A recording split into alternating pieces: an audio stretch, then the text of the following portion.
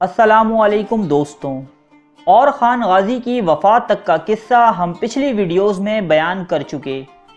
چونکہ اور خان غازی کے بڑے صاحبزادے اور ولی عہد سلیمان پاشا ایک حادثے کے دوران وفات پا گئے تھے، اس لیے اگلے سلطان بنے اور خان غازی کے چھوٹے بیٹے سلطان مراد اول۔ یہ وہ پہلے عثمانی حکمران ہیں جنہیں سلطان کا لقب عطا ہوا۔ اس سے قبل ان کے والد اور خان اور دادا عثمان غازی کو امیر یا سردار ہی کہا جاتا تھا۔ قائدانہ صلاحیتیں اور جنگ و جدل سے دلچسپی انہیں وراثت میں ملی تھی۔ انہوں نے سلطان بنتے ہی یورپ پر حملے کا قصد کیا۔ یورپ کوچ کرنے سے پہلے ہی مشرقی سرحدوں پر کرمانیہ کے امیر نے سلطان مراد کے خلاف بغاوت کر دی۔ چنانچہ سلطان نے پہلے اس بغاوت کو کچلا، اس کے بعد یورپ کی طرف متوجہ ہوئے۔ مراد کی تخت نشینی کے وقت بازنطینی یعنی رومی سلطنت کی حالت نہایت ابتر تھی۔ اس کے تمام ایشیائی علاقوں پر عثمانیوں کا قبضہ ہو چکا تھا۔ اب رومیوں کے ہاتھ میں قسطنطنیہ کے علاوہ یورپ کے کچھ علاقے تھریس اور میسیڈونیا وغیرہ رہ گئے تھے۔ مسلمان یورپ میں گھسے چلے آ رہے تھے، مگر یورپ کی دوسری اقوام رومیوں کی مدد کو نہیں آ رہی تھیں، بلکہ وہ تو اس کی تباہی کو اطمینان اور سکون کی نظر سے دیکھتی۔ دوستو، اس کی وجہ مذہبی فرقہ پسندی تھی۔ اس دور کے مسیحی دو فرقوں میں بٹے ہوئے تھے۔ ایک طرف پاپائے روما تھے اور دوسری طرف فرانس کے پوپ۔ ان کے عقائد میں اس قدر اختلاف ہو چکا تھا کہ وہ اپنے ہم مذہبوں کے بجائے مسلمانوں کی فتح پر خوش ہوتے۔ ان حالات کو دیکھتے ہوئے سلطان مراد ایک زبردست لشکر کے ساتھ یورپ میں داخل ہوا اور تھریس کے علاقے میں قلعے پر قلعے فتح کرتا گیا، یہاں تک کہ ایڈرن شہر، جسے ادرنا بھی کہا جاتا ہے، کے مقام پر رومیوں سے سخت معرکہ پیش آیا۔ سلطان مراد نے انہیں بری طرح شکست دی۔ اس طرح ایڈرن سمیت تھریس کا سارا علاقہ عثمانیوں کے تسلط میں آ گیا۔ اس فتح کے بعد قسطنطنیہ کے شہنشاہ نے سلطان مراد سے صلح کی درخواست کی۔ سلطان کو سالانہ خراج دینے اور جنگ کے موقع پر سپاہی فراہم کرنے کی شرط پر اس کی جان چھوٹی۔ اس کے بعد ایک عثمانی جنرل لالا شاہین نے بلغاریہ میں داخل ہو کر فلپوپولس کا شہر فتح کر لیا، جو تھا تو بلغاریہ کا حصہ، مگر اس پر رومیوں کا قبضہ تھا۔ اس شہر کی فتح نے سوئی ہوئی یورپی اقوام کو جگا دیا۔ اب تک عثمانیوں اور یورپ کے بیچ رومیوں کی دیوار حائل تھی، مگر فلپوپولس شہر کے بعد یہ دیوار گر چکی تھی۔ اب عثمانی یورپ کے لیے ایک براہ راست خطرہ تھے۔ یہ دیکھتے ہوئے نصرانیوں کے پوپ اربن ففتھ نے ہنگری، بوسنیا، سربیا اور ولاچیا کے حکمرانوں کو آمادہ کیا کہ ترکوں کے بڑھتے ہوئے قدموں کو روکیں۔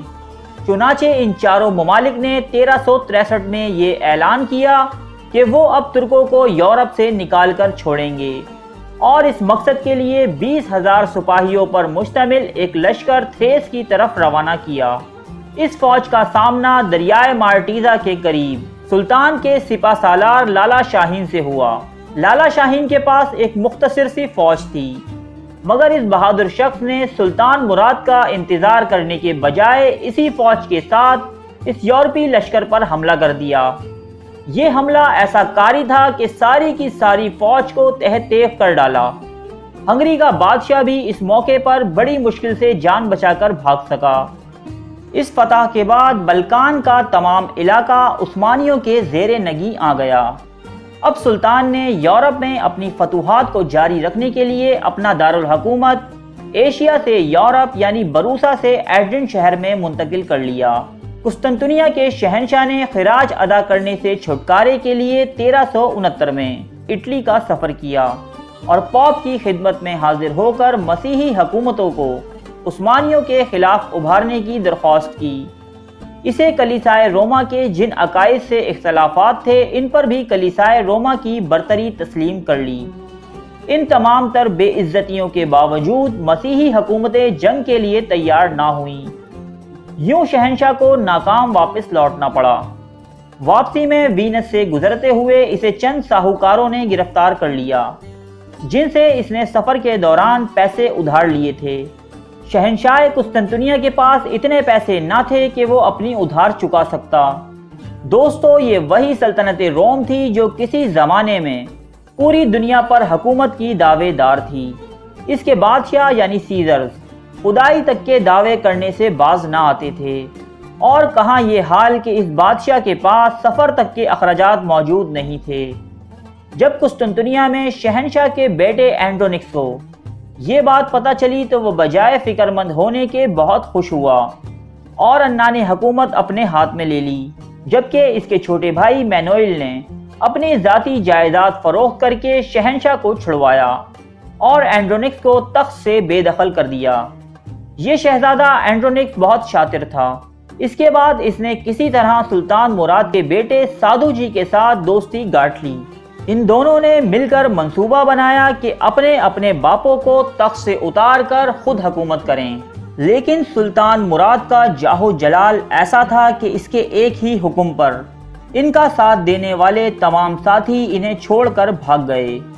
سلطان مراد نے پہلے اپنے بیٹے سادھو جی کو بغاوت کی سزا دی اور اس کی آنکھوں میں پگھلا ہوا سیسا ڈال دیا، اور شہنشاہ قسطنطنیہ کو حکم دیا کہ وہ بھی اینڈرونکس کے ساتھ یہی سلوک کرے۔ سلطان نے یورپ میں اپنی فتوحات جاری رکھی، بلغاریہ کے ایک بڑے حصے کے ساتھ ساتھ سربیا کے کئی شہر فتح کیے۔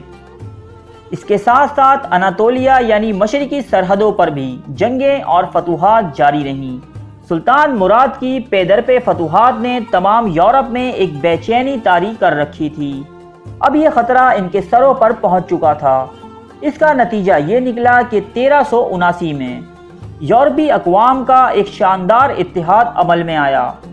اس اتحاد میں سربیا، بوسنیا، بلغاریہ، البانیا، ولاچیا اور ہنگری نے اپنی پوری قوت کے ساتھ شرکت کی، جبکہ پولینڈ نے بھی اپنی فوجیں روانہ کی۔ یہ ایک اتنا بڑا لشکر بنا کہ عثمانیوں کو یورپ سے نکال باہر کرنے کے لیے کافی تھا۔ سلطان مراد کی عمر اس وقت 70 سال ہو چکی تھی، لیکن پھر بھی اس معرکے کے لیے آپ خود روانہ ہوئے۔ اس جنگ کو تاریخ میں جنگ کسوو کے نام سے یاد کیا جاتا ہے۔ یہ وہ جنگ تھی جس نے مشرقی یورپ کی قسمت کا فیصلہ کر دیا۔ گھمسان کا رن پڑا، مگر سلطنت عثمانیہ ایک چڑھتا ہوا سورج تھا جسے روکنے کی ہمت کسی میں نہ تھی، اور حسب معمول یہ جنگ بھی سلطان مراد کی فتح پر ختم ہوئی۔ اس جنگ کے اختتام پر سلطان مراد میدان جنگ میں زخمی سپاہیوں کی عیادت کر رہے تھے کہ اسی دوران ایک یورپی سپاہی نے مسلمان ہونے اور سلطان کے ہاتھ پر بیعت ہونے کا ڈرامہ کیا۔ جب سلطان اس کے قریب آئے تو اس بد کردار نے اپنے زہر آلود خنجر سے سلطان پر وار کیا۔ سلطان اس حملے سے جانبر نہ ہو سکے اور کچھ ہی دن بعد خالق حقیقی سے جا ملے۔ آپ نے 30 سال حکومت کی اور 24 سال میدان جنگ میں گزارے۔ اس دوران سلطان مراد کو کبھی شکست کا سامنا نہ ہوا۔ آپ نے سلطنت عثمانیہ میں 5 گنا اضافہ کیا۔ آپ کے بعد آپ کے بیٹے بایزید نے سلطنت عثمانیہ کی قیادت سنبھالی۔ ان کا تذکرہ ہم اگلی ویڈیو میں سن سکیں گے۔ ارے فرینڈز، ایک منٹ، آپ ایسے ہی جا رہے ہیں؟ اتنی محنت سے ویڈیو بنائی ہے، ایک لائک تو بنتا ہے نا؟ اور دوسرا یہ کہ آپ ہمیں اتنی بڑی دنیا میں دوبارہ کیسے ڈھونڈیں گے؟